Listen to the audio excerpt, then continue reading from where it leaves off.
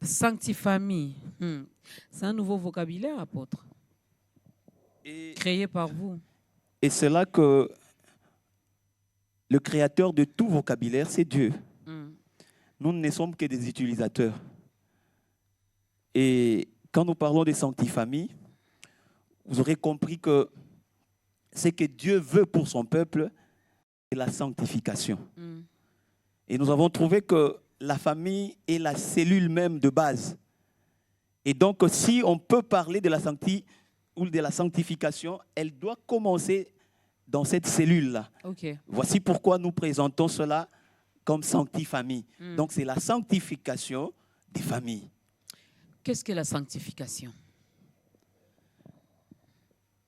Si nous lisons, parce que nous ne pouvons pas parler de nous-mêmes, je venais de dire ici que Dieu m'a enseigné beaucoup de choses par la lecture. Et j'ai trouvé que dans la lecture même, il y avait déjà l'inspiration. Nous ne pouvons puiser autre part que dans la lecture de la Bible, des Écritures, parce que le souffle de Dieu est dedans. Et là, je demanderais à ce qu'on nous lise le livre que vous avez évoqué ici, Job, chapitre 1, au verset 5. Et quand le jour de festin était passé, Job appelait et sanctifiait ses fils. Puis il s'élevait de bon matin et offrait pour chacun d'eux un holocauste. Car Job disait, peut-être mes fils ont-ils péché et ont-ils offensé Dieu dans leur cœur. C'est ainsi que Job avait coutume d'agir. Au travers de cette écriture, vous allez comprendre que Job était l'homme estimé, quand vous lisez le tout premier verset, il était l'homme juste, l'homme intègre, considéré à cette époque-là, à l'Orient, comme on le présente dans la Bible. Et Job s'occupait bien de sa famille.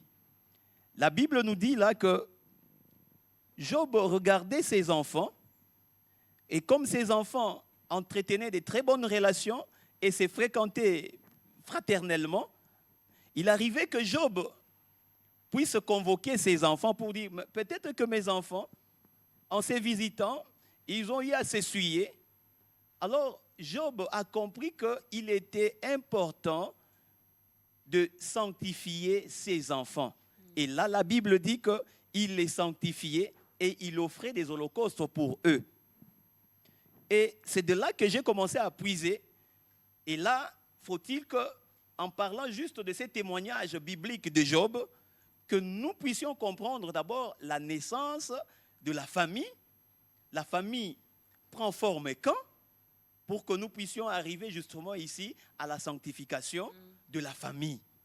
Nous devons donc ici comprendre que la sanctification de famille, comme nous avons concatisé ces deux termes-là, sanctifamie, donc on a compris qu'il y a la sanctification, il y a aussi la famille.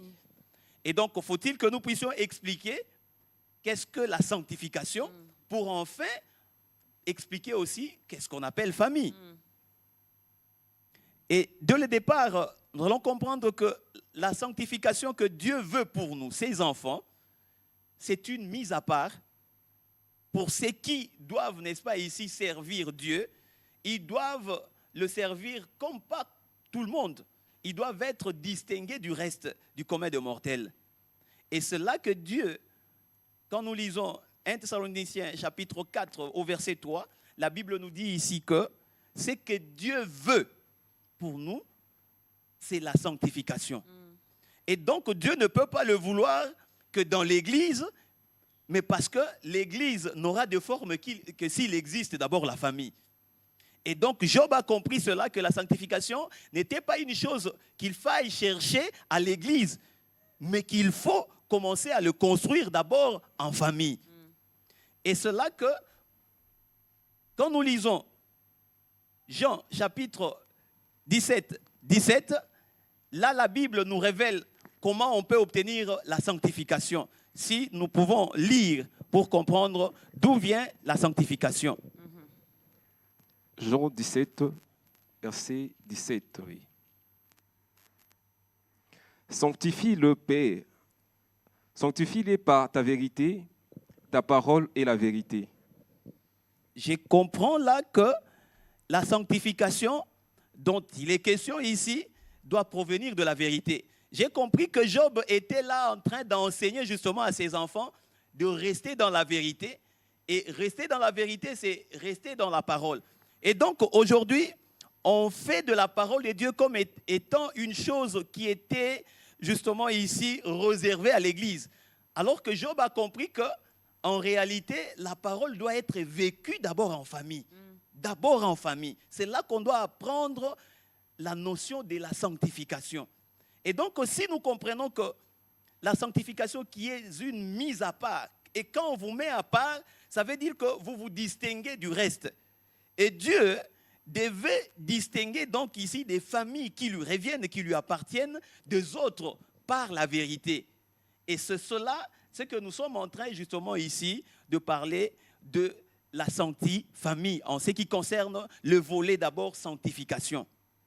Mais aussi, quand nous parlons de la sanctification, c'est savoir donner du contenu à ce que nous voulons, à ce que Dieu veut. La sanctification n'est pas une chose vaine, une chose où tout le monde veut dire, bon, moi je vis la sanctification. Non, la sanctification doit avoir du contenu. Et le contenu, c'est la pensée de Dieu. Qu'est-ce que Dieu entend par la sanctifamie ou la sanctification? Dans ce qui concerne Dieu, dans la notion de la sanctification, c'est que nous puissions marcher dans la conformité de sa pensée, donc de sa parole.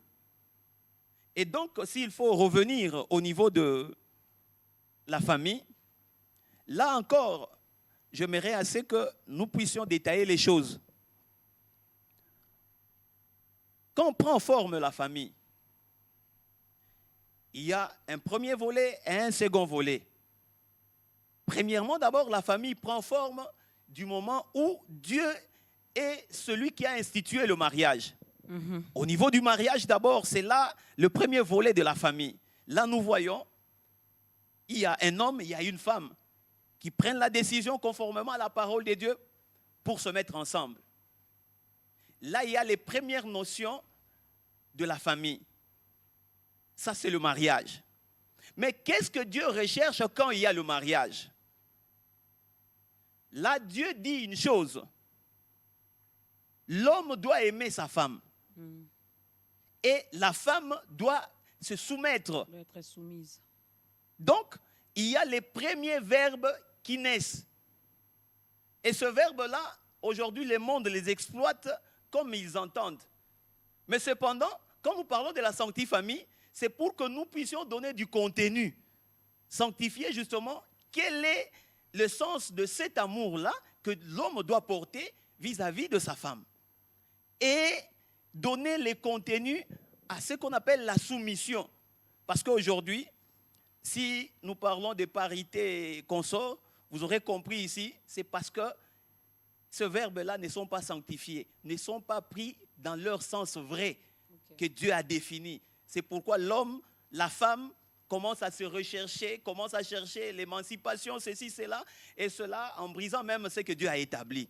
Et donc, quand nous parlons de la sanctifamie, c'est justement chercher à donner le contenu véritable de ce que l'homme doit avoir en termes d'amour et de ce que la femme doit réciproquer en termes de soumission.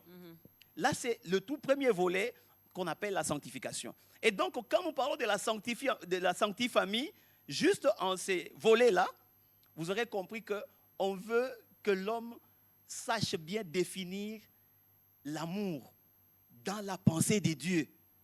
Et l'on veut aussi que la femme définisse la soumission dans la pensée de Dieu.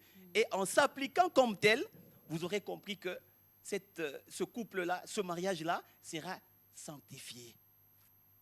Et dans le deuxième volet va prendre forme du moment où, dans ce mariage-là, il y aura des enfants qui vont suivre. Il y a donc un verbe qui va suivre. Il y avait d'abord les deux verbes, verbe aimer et verbe se soumettre. Il y a un verbe qui va s'ajouter. Quand les enfants viennent, là nous avons Éphésiens 6, à partir du premier verset. Éphésiens 6, verset 2. Honore ton père et ta mère, c'est le premier commandement avec une promesse, afin que tu sois heureux et que tu vives longtemps sur la terre. Ah, je suis en train de comprendre là maintenant. Quand les enfants naissent dans une famille, il y a maintenant un autre verbe qui prend forme. La Bible dit, ça c'est le verbe honorer, qui s'ajoute dans cette famille-là. Honore ton père et ta mère, et là il y a une promesse. Promesse de bonheur et promesse De vivre de longtemps. vivre longtemps. Et nous avons donc ici compris que si les enfants qui naissent dans une famille ne comprennent pas qu'ils doivent honorer, cette famille-là n'est pas sanctifiée. Parce qu'ils auront du mal à bénéficier des promesses de Dieu. Et c'est pourquoi quand nous enseignons la sanctifamille, c'est que chacun dans la famille doit prendre, n'est-ce pas ici, sa responsabilité de conjuguer le verbe tel qu'il se doit. Celui qui doit aimer, celui qui doit se soumettre doit alors se soumettre, et celui qui doit honorer doit alors le faire, parce que c'est Dieu, le Seigneur lui-même, qui nous le recommande, afin que nous puissions avoir les bénéfices de toutes ces promesses.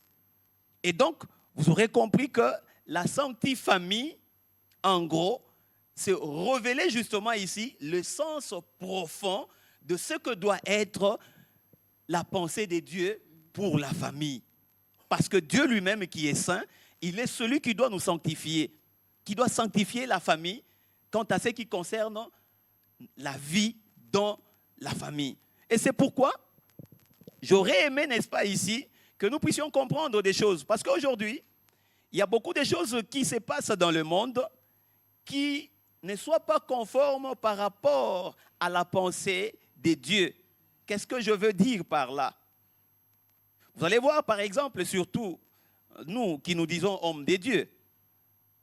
Tu évolues dans le ministère, à un certain moment, tu t'es dit, bon, cette femme, ce n'est pas vraiment la femme de mon ministère. Bon, quand tu dis cela, as-tu compris ce que tu avances comme argument ou n'as-tu pas compris cela? Et j'ai commencé à comprendre avec Dieu que beaucoup de ceux qui s'offrent cette opportunité-là de se présenter en tant qu'homme de Dieu, ils ont la carence même du savoir de Dieu lui-même. Et le savoir de Dieu, c'est pénétrer justement son inspiration pour être révélé